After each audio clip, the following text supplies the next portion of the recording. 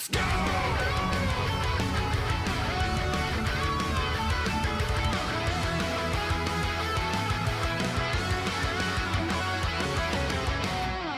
Been told by people this article is great. A brilliant insight and knowledge and information. I have been told some shit. I am at a point where I am kind of cool with a lot of the stuff that's happening behind the scenes in Tekken. I actually have faith in these guys that they're going to take this back to a point where that a lot of people are going to be happy, and Tekken 8's going to have a turnaround. That turnaround involves the word Tifa and maybe Waffle and or House, but still, gameplay-wise, I think there's a spot to get people on board before shit like that even happens. Speaking of which, let's talk about how the developers are approaching Tekken 8 from a mindset of all the negativity and all the stuff that's happened and moving forward into this and all that kind of shit. Because Tekken 8 was clearly a game that was designed to not be Tekken 7. It's the antithesis of Tekken 7. I've been told some good things about this article. Let's read into it. More than a year since the release of Tekken 8 and January 30th anniversary of the series, the interview with the executive game director, Harada, and the Tekken 7 and 8 game director and development producer, Ikeda. Kohei Ikeda also worked on Tekken Tag, but was like the dude at the top of Tekken 7 and is now also the dude at the top of Tekken 8, right? So the reason Tekken reached its greatest height since Tekken 3 is mostly this guy's responsibility.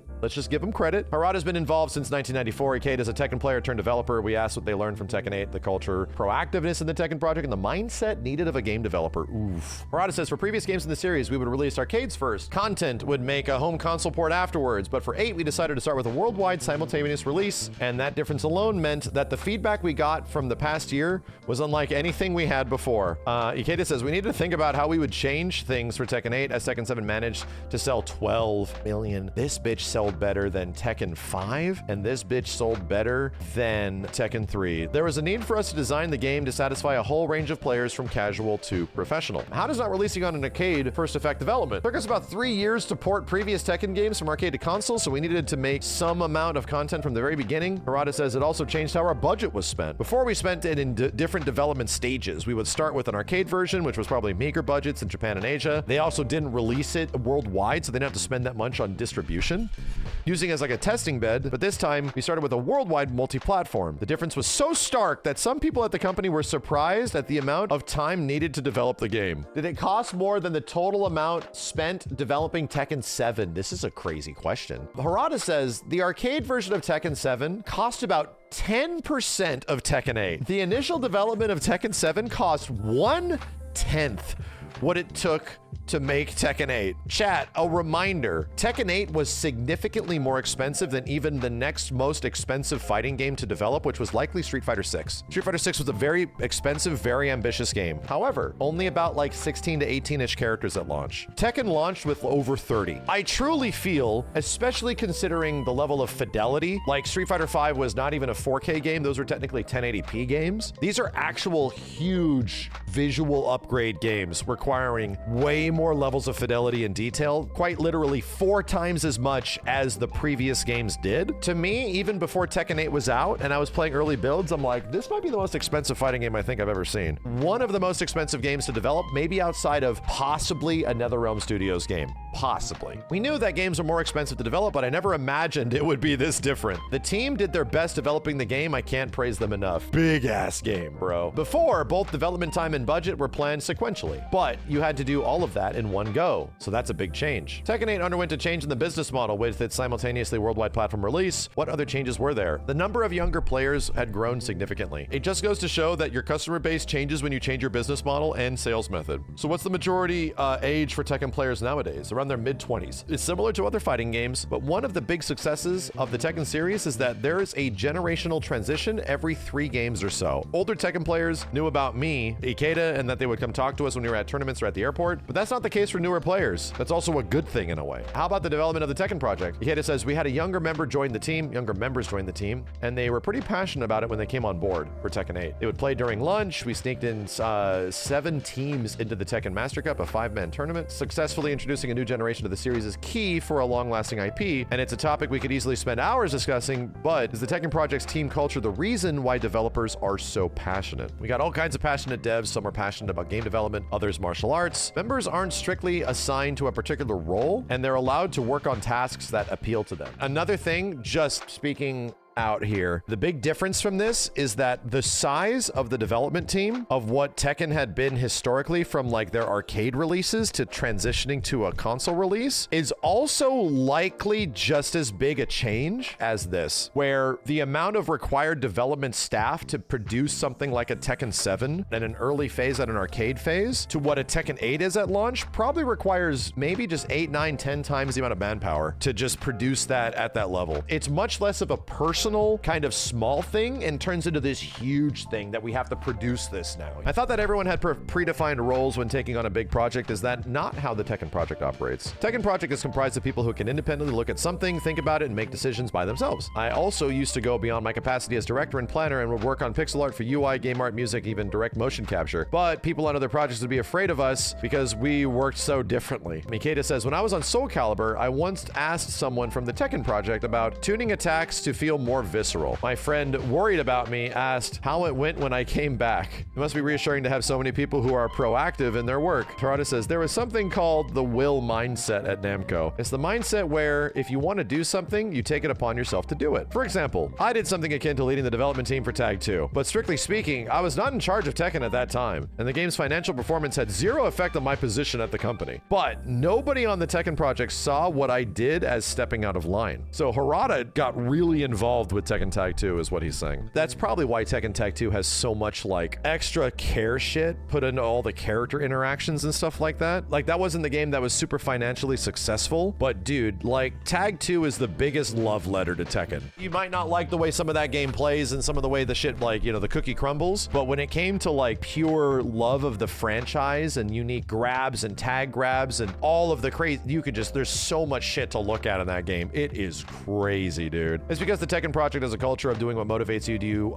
choose people who are highly proactive to join the team? Harada says that the team likes Tekken, so they come to us on their own initiative. Regardless of discipline that they're assigned to, there are some people I headhunt from arcades that are still working with us on Tekken. Some members even go to dojos for karate, Wing Chun, Taido, so they can try various martial arts to make a better game. I can almost feel some of the moves in Tekken when they land. I've seen that now, the result of developers being proactive in their work. How is talent assigned across the project? Most of them work on whatever they're good at. Even if you say someone's an animator, there's a plethora of things we need, like body anims, facial anims, other behavior. Some people just pick what they're good at, but our team is full of a bunch of people like this, so it balances out when you look at the Tekken project as a whole. Harada says, out of all the projects here, the Tekken project is best demonstrates that you get good at what you like doing, releasing what you made into the world, being motivated and proactive. Some may say that you chose a job you love, you have a hard time handling differences in expectations and reality. In the case of the Tekken project, members are probably happy that they get to work on Tekken. And it's a game that they like to play, but you're faced with the reality of deadlines and quality standards. Harada says that my parents told me the same thing when I told them I got a job as a game developer, but in the game industry, no matter how tough development is, you'll eventually finish and release a game. That's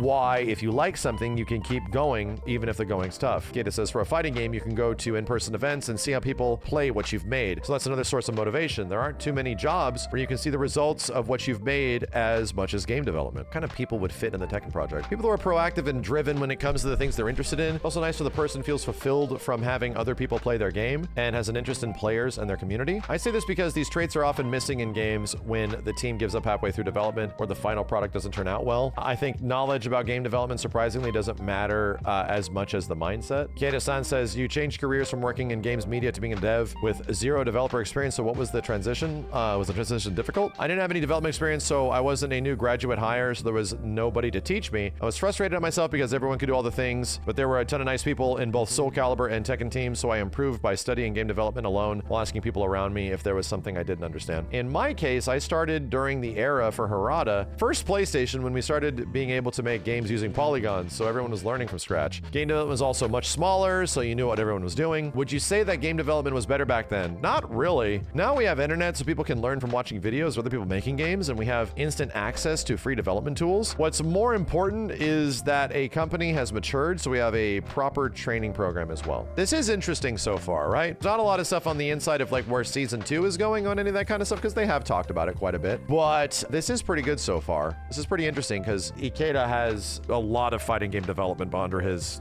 wing, and Harada has like some of the most in the entire industry. Part 2, the mindset a game dev needs, how game developers work, trial and error throughout Tekken's 30-year history. Yeah, this is daunting, dude, because For the sake of like development nowadays, just once again, we're just speaking on this topic. People aren't used to having that many eyes and ears directly criticizing like what you're doing or what you're working on. I'd say there has been the most criticism of the involving parties and trust of like media. God, who's running this now? Or, oh man, who's making this like type of thing? You know when I feel like that started? Was Star Wars. When the Star Wars sequel trilogy became a thing. And then it wasn't like beloved by all. Where at that point, people were starting to really like point in directions. Who's responsible to be really like critical of the creative minds at B? Yeah, Red Letter Media was the ones that's kind of made people really critical of the prequels. But I'm gonna be real. You know how most people looked at the Star Wars prequels? They didn't. You watched them and they happened and then you never thought about most of them again. You were like, oh, the third one was kind of good. That was it. So you didn't really think of like boiling down who the individuals were involved. Most people kind of consume media in the ways that I usually do, where if I don't give a shit about something, I just stop caring about it and I don't look into it anymore. Nowadays, it's much different. Nowadays, it's like people focus all of their resentment and dislike of something directly onto like individuals. Who's responsible? Preparing to be a game dev, communicate with schoolmates who have different values. Many people make indie games nowadays, so it's a good idea to experience with indie developers who are working for a game company. Harada says it's a wonderful idea. It's nice to gather 10 or so friends so they have a healthy discussion while working together. You don't have to finish the game. It's enough just to reach to a state where people can actually give you feedback. Yes. The ability for people nowadays to conceptualize an idea of theirs and even do it with like no budget, Amogus, Lethal Company. Small ass games, nobody's working on it really, just an idea.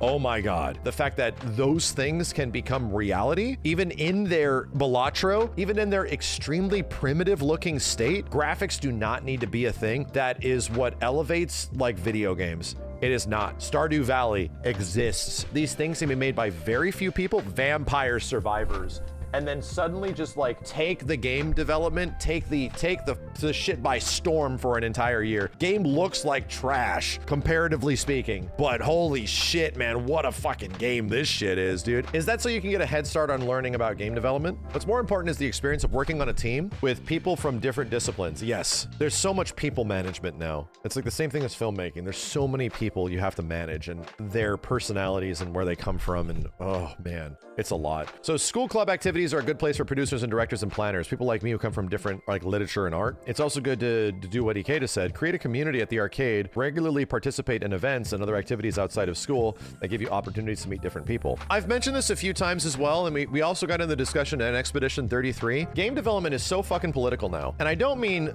politics. I don't mean that. I mean actually political, where if you want something to change, if you're in a position that is not an executive branch where you want to actually, you see that things can be changed, you can easily do it, but getting the approval to make that happen means that, guess what you need? You need to get votes. And I don't mean literally votes. You have to go through a bureaucracy to allow you to even have a speaking position to promote the problem, to even allow that process to move forward in some way, which is why Expedition 33 is such an exemplary game where it's clear that they had a vision and they just went for it and shit, it works. What important lessons can a game developer learn from group activities? It teaches you how to communicate with people who think differently from you. We just talked about that. Game development involves people from all disciplines, not only sciences, but arts. You need to ask people like artists and musicians to help make the game. For example, if someone who doesn't know how to draw talks to an artist, it's very possible that they won't see eye to eye. Oh, Jesus, man. There's hilarious stories of like when a graphic designer is trying to design something for somebody that it like doesn't know what they want. Eventually, it's like what they say they want, what they think they want, what they asked for,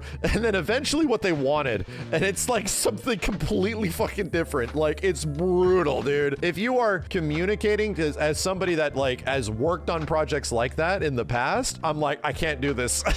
Maybe this isn't my field.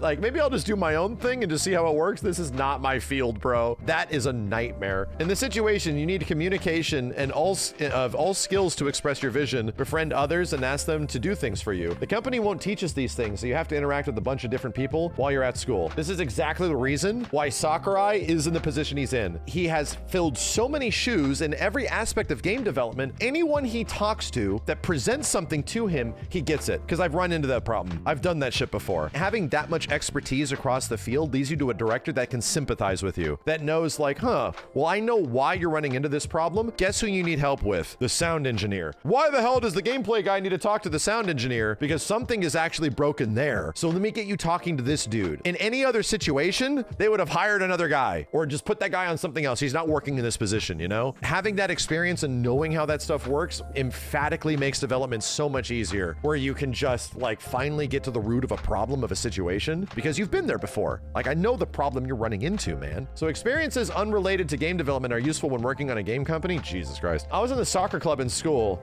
but when I was at the arcade, I would talk to kids from different schools and even strangers I didn't know. I had a job in visual media right after, and I finished school, so I spent 7 or 8 years making monthly content in teams with assistant directors and actors. I'm sure that my experience making things in a team has helped me develop games. Absolutely. 100%. There are tons of communication techniques people use, so it's important to use these techniques when talking to someone with different values. Harada says, I think it's more important to be interested in the person and try to figure out what's important to them. When you're at school, you get to be with all kinds of people, so it's the perfect place to have these experiences. I was in the Boy Scouts and did sports in school, so I got to meet people from all backgrounds. That's why I have no trouble talking about anything from budgets to company executives to scouting players at the arcade. Yeah, that's a good point. And again, chat, I'm not an expert in this situation, but I was at a spot where with my own time and money, we had to figure out what we were going to do without committing our whole lives to Marvel vs. Capcom Infinite and beyond. So I was offhand managing 30 to 35, sometimes even more people at any given time to try to keep things focused. And my goal, the entire point of that game, was to put people in positions that they care about. Not that just they have expertise in, to reach out to people that I know love this shit. I knew that I would not have gotten people on board with that project if they didn't love MVCI. Dude, game development is not just make game good, make game bad. It is solving problems. It's being an editor. That's all video editing is. Video editing is a non-stop struggle of new issue, new issue, new issue. This doesn't work, that doesn't work. We didn't get the right coverage. The audio was fucked up. Now we just have to solve problems. And to be real, I learned something about myself. I fucking love solving problems, bro. I love it. Harada says he's not an audio person, but the people on the sound team had no problems with me giving direction on music with the Tekken project. It's because I could persuade them through communication. I identified the strengths of each person when I talked to them. I could get them on my side by saying, this is what you're good at. This is what people are looking for right now.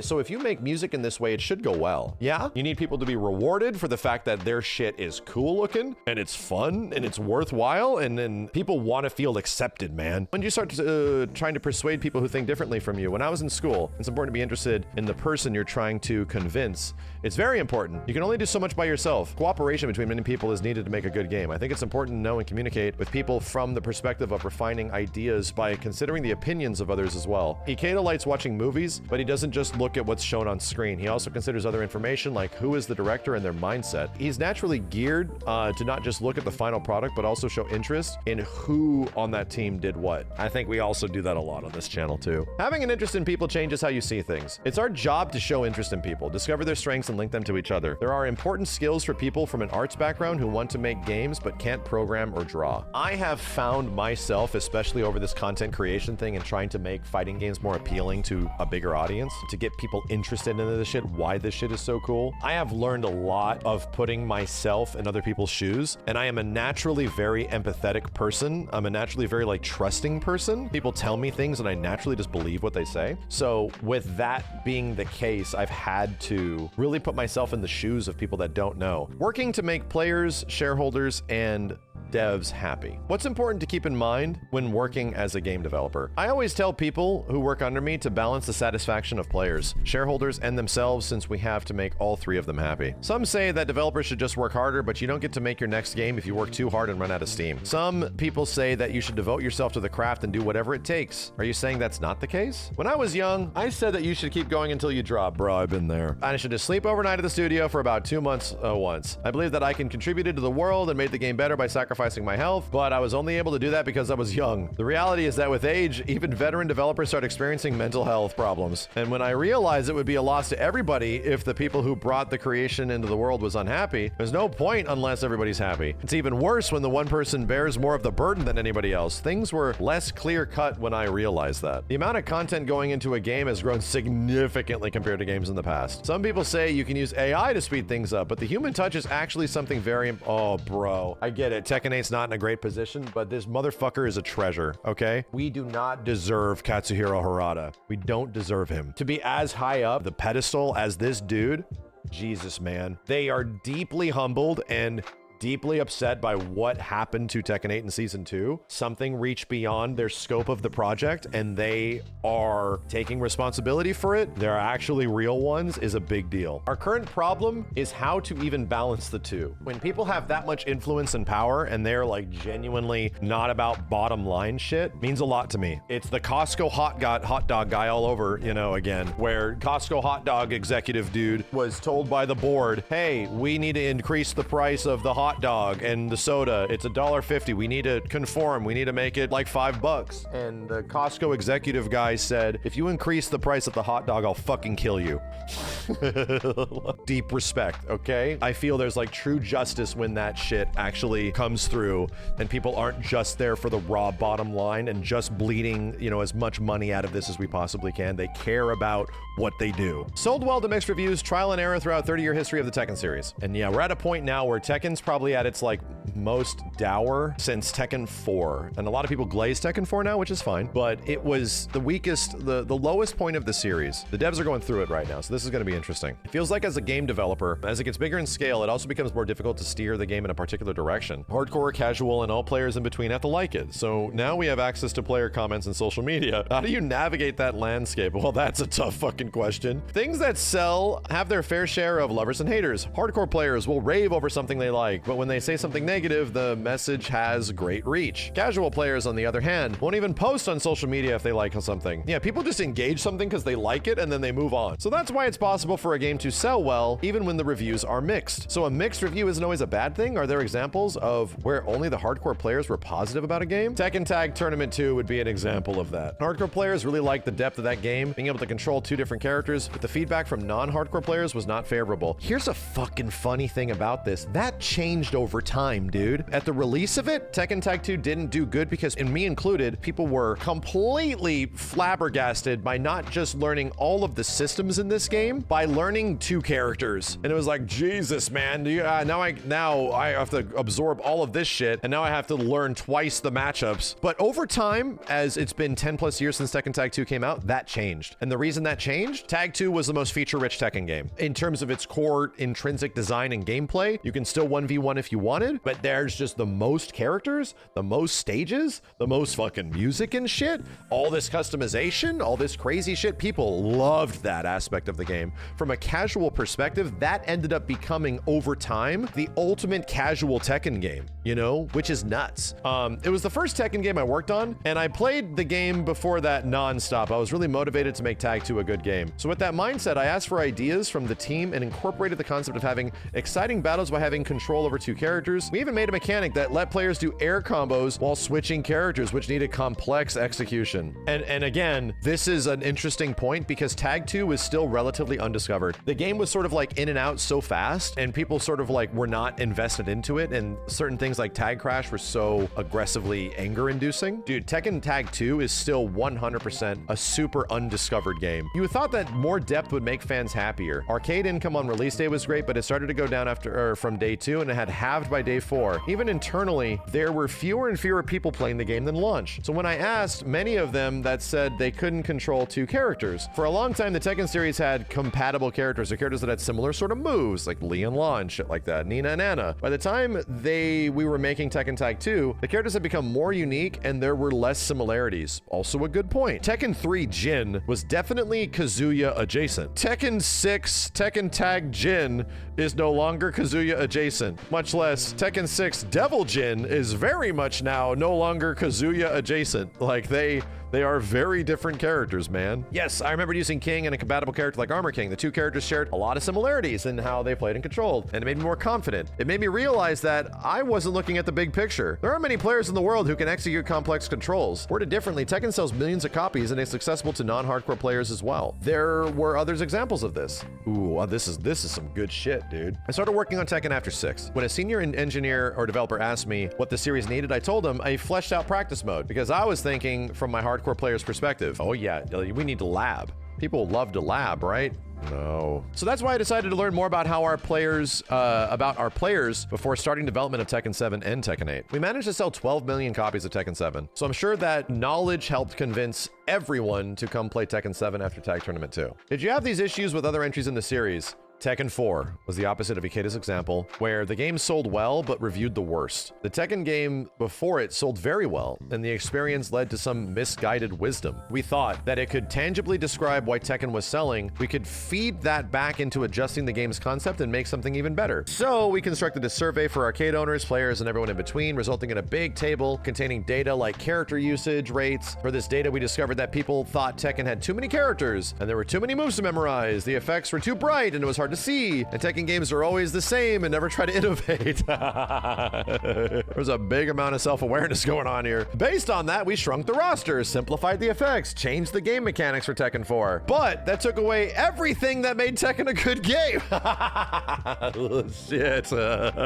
Oh dear. Income at the arcades went down. Arcades were buying the boards since people liked the series up until then, but that meant higher revenue for the studio. But I also stopped playing Tekken 4. It just didn't feel like Tekken to me. I think fixing the bad things would improve the game, but it seems like that actually wasn't the case. Harada says, I consider it our biggest failure because it damaged the reputation we had built for the series. Was it wrong to consider to consciously try to gain wisdom into the game or try to improve the game? Harada says, there's nothing wrong with trying to gain insight, but the problem was that I was pressured to do better on our own, even though at the time everyone just wanted to make something that stayed true to what Tekken was. That's definitely hitting home right now with where Tekken 8 is. By nature, people don't really look for positive feedback. That is why for Tekken 4, I thought it was wise for us to ask what was wrong. We needed to ask about the positives too, since there are both positives and negatives to everything, but that's why for Tekken 4, we lost sight of what made Tekken good. So it sounds like Tekken series had its fair share of hardships. It's commonly said that you're never too young to fail, so is it a good idea to experience failure when you're still at school? That would be best, you know? Yeah, you don't want to rend your career. Like, that's what I keep saying about this shit. Like, why don't we just throw these developers under the bus? It's this person's fault, it's that person's fault. Like, no, you have to think for like 5-10 years ahead. Like, we want this stuff to move in a positive direction, that these people should be here and continue the things that worked into the next game instead of just scrap it, start over, bitches, scorched earth, motherfucker. It's like, that is not productive, man. We have access to more tools nowadays, so it's a good idea to try your hand at making something, even if it's on small scale. People might hate it and you might feel down, but it's better to have these experiences. People who have more of these experiences will know how to overcome their failures, and if you avoid the experience to begin with, you'll never learn. I think that being able to overcome disappointment is a skill that's applicable to the games industry as well. Yeah. It's very true. I see. So you can fail regardless of how well things are going. So it's important to know how to get over your failures. Can you give a message to potential creators to close off today's interview? Kida says, I started liking fighting games since I was about 12, and I'm now a game developer because I had laser focus on my goals. Stay true to what you love, and when it comes to game development, find your focus so when someone asks you what to do, you can give them a strong answer. Harada says, I think younger generations need to do things differently from us. What I mean is, when I talk to young people, I get told any advice I give them will not help them surpass the legacy my generation created. There's a great quote from a recent show that I watched. The approach that the showrunners had and the writers had was that you have to look at the franchise you're working on as a toy box. If you want to actually have substantial impact on whatever you're working on, you don't take from the toy box, you add to it. And that is something that is like, when you start to look at a lot of franchises and things that have been around for a long time, it's like, bro, you don't take from it and use those things, you add new things to it. It's like, that's a lot. That definitely has like a pretty deep meaning and pretty hard to accomplish, which is why it doesn't happen all the time. As AI and other tech appears, I'm sure they'll make games completely differently from how we're doing it right now. But the game industry changes drastically whenever new technology is introduced, so I consider it important to have flexibility to change how you think and not to be married to one particular way of doing things. This was a good interview, and it's an interesting interview as well at a absolute growing pain right now in the legacy of Tekken, where Tekken has largely deviated, and to the same point where Harada directly addresses what made Tekken 4 sort of like unpopular but still selling well is a thing that is literally happening to Tekken 8 right now as they're in the process of fixing it. It's very fascinating to see how much experience these guys have. Hopefully it all directly reflects in a very near future, especially considering the future of where Tekken is going.